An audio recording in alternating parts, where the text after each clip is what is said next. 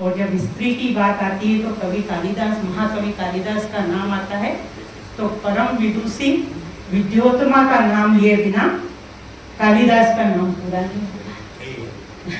क्योंकि कालिदास जी के बारे में तो हम सब जानते कि पहले कालिदास क्या हुआ करता, लेकिन विद्योत्तमा के उनकी जिंदगी में आने के बाद वो महाकवि कालिदास बन जाते हैं।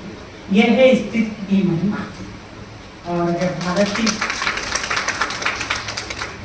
आज के इस आयोजन में हमारे बीच में सम्मानीय बड़े भाई साहब गुलाब कोठारी जी, जिनको हम सब ने सुना है, पत्रिका की पूरी टीम, प्रदेश की भी और उज्जैन की भी, और यहाँ बैठे हुए समस्त भाइयों और बहनों, निश्चित रूप से इस गुड़ विषय पर मुझे यहाँ यदि अध्यक्षता के नाते खड़ा किया है तो सूर्य को दीपक दिखाने की बात है। भाई साहब के सामने कुछ कहना और बोलना, वास्तव में मैं आपके संपादक को नियमित रूप से पढ़ती हूँ और आपका विषय हमेशा अध्यात्म का जो विषय होता है, थोड़ा बहुत अध्यात्म में मेरी थोड़ी बहुत रुचि है, इसलिए उन सब आपके लेखों को मैं पढ़ती हूँ और कोशिश करती हूँ कि उसको समझूँ भी।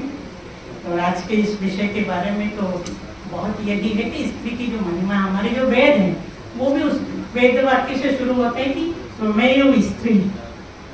तो जब वेद जो हमको रास्ता दिखाते हैं, मार्ग दिखाते हैं, वो कहते हैं त्वमेव स्त्री, माने परमार्थ का भाव, देने का भाव जो भाई साहब ने बताया। तो निश्चित रूप से हम उस प्रकाश पुंज, हमारे भारतीय परंपरा में तो हमें सीता, सावित्री, गार्गी, मैत्री ऐसे प्रकाश पुंज हमें प्रेरणा देने वाले हैं, और हम उन प्रेरणाओं को छोड़कर पाश्चात्य की तरफ देखते हैं। और जब सारी विकृति वहीं से शुरू होती है, पाश्चात्य में हम एक दूसरे के प्रतिस्पर्धी बनते हैं और भारतीय संस्कृति में हम एक दूसरे के पूरक बनते हैं। तो जब हम पूरक बनेंगे तब जाके हम हमारी जड़ों से जुड़े रहेंगे, और जब जड़ों से जुड़े रहेंगे तभी हम वास्तविक स्वरूप में रहेंगे। मुझे एक छोटा सा उदाहरण आपका याद आता है।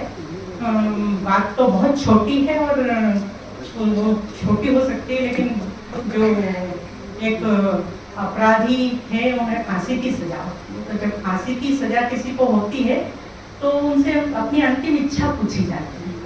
तो उस अपराधी से अंतिम इच्छा पूछी जाती है कि फांसी देने के पहले आप अपनी अंतिम इच्छा करो। तो वो कहते हैं कि मेरी माँ को मेरे सामने बुला। तो अंतिम इच्छा पूरी करनी है, उस अपराधी की माँ को उनके सामने बुलाया जाता है। तो एक जोरदार चाटा अपनी माँ के मुँह में। सबको समझ में नहीं आता कि ये क्या हुआ है। कहता है कि जब मैंने पहला अपराध किया था, मैं छोटा था, स्कूल से पेंसिल रबर चुरा कर लाया था और मेरी माँ को पता था कि मैंने पेंसिल रबर चुराए हैं। उस दिन यदि ये चांटा मेरी माँ ने मुझे मार दिया होता तो आज मैं ये अपराधी नहीं बना।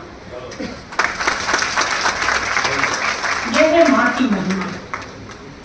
अब ये विषय बहुत गूढ़ता और बहुत शिद्दत के साथ भाई साहब ने हम सबको बहुत अच्छे से समझाया है, इसमें ज़्यादा मैं कुछ कहना नहीं चाहती हूँ। बस हम अपनी जड़ों से जुड़े रहें, भारतीय संस्कृति और सभ्यता के साथ जुड़े रहें, हमारे सनातन के साथ जुड़े रहें, तो ये सारे भाव अपने अंतर्गत अपने आप ही आएंगे। यदि हमने अपनी जड़ों को छोड़ दिया तो जब जड़ों को छोड़ देते तो धराशायी होना ही है।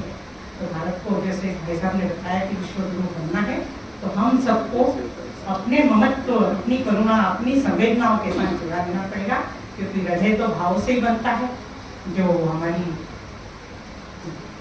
शरीर, आत्मा, मन, बुद्धि, परा अपरा, इस गुण विषय को आपको बहुत अच्छे से भाई साहब ने समझाया है। और हम सब इस विषय को यदि भारतीय परंपरा के अनुसार अपने, हमारे यहाँ तो हमारे पुराणों में ही सब कुछ है, हमें कहीं बाहर जाकर सीखने की आवश्यकता नहीं है।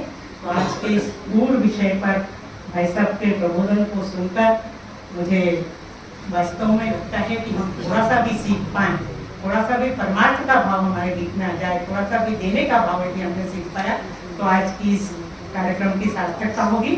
यही कहकर जय श्री महाकाल, धन्यवाद। जय हिंद जय भारत।